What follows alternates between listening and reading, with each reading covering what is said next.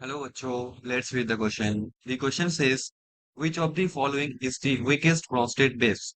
Option A, this aniline. Option B, the cyclohexylamine. Option C, this this amine. This is a amine where nitrogen is included in the cyclic structures, and D is methyl amine. So question हमको पूछा गया कि इन चारों में से कौन सा amines क्या होगा weakest prostate base होगा. So the key concept of this question is weakest prostate base. Prostate base. So first of all हम चर्चा करते हैं each and every options में. First of all what is Bronsted base. हम जानते हैं Bronsted base वही होता है जो H प्लस को एक्सेप्ट करता है. ठीक है. और जो बी H प्लस बनाता है इन दिस केस इसको बोलते हैं ब्रोस्टेड बेस जो H प्लस को एक्सेप्ट करता है. सिंपल वे में वो बोल सकता हूँ. ठीक है. सो हम जानते हैं जो ब्रोस्टेड बेस होता है वो डिपेंड करता है कि इलेक्ट्रॉन अवेलेबिलिटी. वो डिपेंड करता है इलेक्ट्रॉन. देखो दो वे में मैं इसको समझा सकता हूँ. एक है इलेक्ट्रॉन अवेलेबिलिटी और सेकेंड फर्स्ट जो फैक्टर है वो है stability. Stability of conjugate conjugate acid. First one से पहले मैं समझाता हूँ फिर मैं नेक्स्ट वन समझाऊंगा. तो इलेक्ट्रॉन अवेलेबिलिटी के बारे में मैं समझाता हूँ. फर्स्ट ऑफ ऑल हमारे पास जो फर्स्ट ऑप्शन में है एनिलिन. उसमें जो नाइट्रोजन आपको दिख रहा है ये नाइट्रोजन में क्या है. मैं इसको ऐसे लिखता हूँ NH2. इस नाइट्रोजन पे लोन पेयर ऑफ इलेक्ट्रॉन्स. तो ये जो लोन पेयर्स है इस लोन पेयर्स का अवेलेबिलिटी हमको जानना है. अगर इस लोन पेयर का अवेलेबिलिटी ज्यादा होगा तो ये अच्छा बेस माना जाएगा. बट हम एक चीज जानते हैं ये जो लोन पेयर है ये लोन पेयर एन के ऊपर नहीं रहता. ये रिंग के अंदर डिलोकलाइज करता है. मैं इसको कैसे लिखूंगा. ये होगा हमारा. ये तो डबल बॉन्ड हो जाएगा यहाँ पे. Double bond NH2. देखो ये पे गिरा तो साइड वाले में जो पाई बॉन्ड है वो ब्रेक हो जाएगा कुछ ऐसे. ठीक है. तो यहाँ पे होगा नेगेटिव. यहाँ पे बॉन्ड ऐसे. अभी जो पाई बॉन्ड है ये पाई देखो NH2 क्या हुआ. NH2 अभी प्लस बन गया. ये नेगेटिव चार्ज यहाँ पे गिरा. ये पे माइनस आएगा. ठीक है. तो अभी ये क्या बन गया. डिलोकलाइज करने के बाद ये नेगेटिव चार्ज कहाँ पे आ गया. यहाँ पे आ गया. Double bond. यहाँ पे डबल बॉन्ड NH2 प्लस. ठीक है. फिर क्या होगा. फिर यहाँ पे नेगेटिव चार्ज यहाँ पे आएगा. यहाँ पे नेगेटिव चार्ज मतलब पाई बॉन्ड यहाँ पे आएगा. नेगेटिव चार्ज साइड में आ जाएगा. ठीक है. तो यहाँ पे बन जाएगा हमारा. मैं कलर को मेंटेन करता हूँ ये ब्लैक होगा. वेल. सो आप देख पा रहे हो कैसे नेगेटिव चार्ज का शिफ्ट या फिर माइग्रेशन हो रहा है. अब यहाँ पे नेगेटिव आएगा. डबल बॉन्ड यहाँ पे डबल बॉन्ड NH2 प्लस. ठीक है. नेक्स्ट क्या होगा. नेक्स्ट होगा ये NH2 भी न्यूट्रल बन जाएगा. ठीक है. सो अभी ये होगा. तो अभी यहाँ पे अल्टीमेटली जो NH2 प्लस था अभी ये बन जाएगा हमारा सिंगल बॉन्ड NH2. और ये पाई बॉन्ड ये पे आ जाएगा.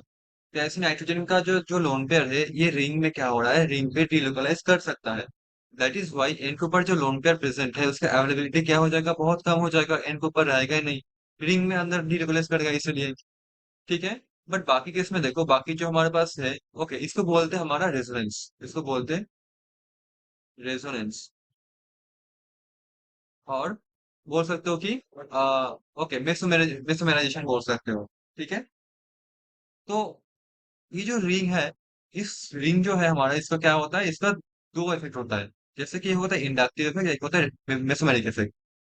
तो जो रिंग है ये क्या कर रहा है नाइट्रोजन से जो मतलब देखो ये जो रिंग में क्या है रिंग पे एक्चुअली sp2 कार्बन होता है. यहाँ पे sp2 कार्बन प्रेजेंट है. जो क्या कर रहा है, एन के ऊपर जो लोन पेयर है इसका इलेक्ट्रॉन डेंसिटी को खुद की तरफ ले रहा है। तो जो रिंग है, मतलब जो हमारे पास ये पे रिंग है, इस रिंग का कौन कौन सा इफेक्ट है? ये जो रिंग है, ठीक है, इसका फर्स्ट ऑफ ऑल होता है माइनस आई इफेक्ट। ठीक है, माइनस आई इफेक्ट। साथ में एक होता है हमारा माइनस एम इफेक्ट, क्योंकि खुद की तरफ इलेक्ट्रॉन डेंसिटी को खींच रहा है तो माइनस एम होगा ऑब्वियसली। इवन दो यहाँ पे जो NH2 है, नाइट्रोजन का इलेक्ट्रोनेगेटिविटी क्या है, ज्यादा है compare to this sp2 carbon. फिर भी मैं बोल पाऊंगा कि N actually minus I effect के माध्यम से इलेक्ट्रॉन डेंसिटी को लेगा अपनी तरफ। ठीक है, मतलब मैं ओवरऑल अगर कंपेयर करूं तो मैं माइनस आई को भी हटा दूं, इसमें क्या है, हमारा माइनस एम इफेक्ट है ओवरऑल, मतलब डोमिनेटिंग इफेक्ट जो है। बाकी ऑप्शंस में देखते हैं तो इसमें नाइट्रोजन के ऊपर लोन पेयर रहा ही नहीं। देखो साइक्लोहेक्सेल अमीन जो हमारे पास है उसमें चर्चा करते हैं। इस केस में देखो एग्जैक्टली हो क्या रहा है, हमारा एन के ऊपर क्या है, लोन पेयर प्रेजेंट है, राइट। अब देखो इसमें री लोन पेयर ना हमारे रिंग के अंदर जा नहीं रहा, तो इसका अवेलेबिलिटी क्या है, ज्यादा है फर्स्ट ऑफ ऑल। ये एन के ऊपर ही रहता है। इवन दो यहाँ पे देखो इस रिंग पे जो हमारे पास 6 CH2 मतलब मिथाइल ग्रुप प्रेजेंट है, और यहाँ पे CH प्रेजेंट है। ये क्या करता है, इसका प्लस आई इफेक्ट होता है। ठीक है, इसका प्लस आई इफेक्ट होता है। तो ये क्या करेगा, इलेक्ट्रॉन डेंसिटी को पुश करेगा नाइट्रोजन के ऊपर। तो जो लोन पेयर है ना, लोन पेयर और फुल जाएगा, इसका अवेलेबिलिटी और बढ़ जाएगा। ठीक है, तो इजीली कोई H+ को इजीली अपना लोन पेयर से अटैक करता है। तो इसका विजिसिटी क्या होगा, विजिसिटी ज्यादा होगा कंपेयर टू एनिलीन। नेक्स्ट क्या है हमारा, एक साइक्लो कंपाउंड है जहाँ पे नाइट्रोजन रिंग के अंदर है। ठीक है, यहाँ पे क्या है, H है।